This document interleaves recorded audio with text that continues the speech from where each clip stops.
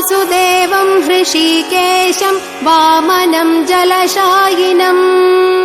जनार्दनं हरिं कृष्णं श्रीपक्षं गरुडध्वजम् वराहं पुण्डरीकाक्षं नृसिंहं नरकान्तकम्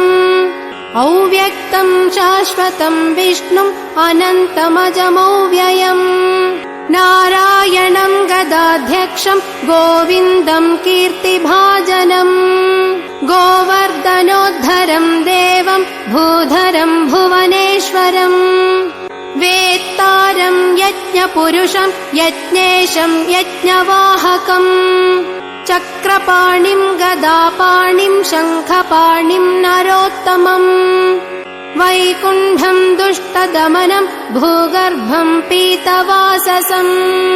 त्रिविक्रमं त्रिकालज्ञं त्रिमूर्तिं नन्दिकेश्वरम्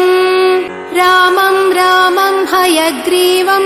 भीमं रौद्रं भवोद्भवम् श्रीपतिं श्रीधरं श्रीशं मङ्गलं मङ्गलायुधम् दामोदरं रमोपेतं केशवं केशिसूदनम् वरेण्यं वरदं विष्णुमानन्दं वसुदेवजम् हिरण्यरेतसं दीप्तं पुराणं पुरुषोत्तमम्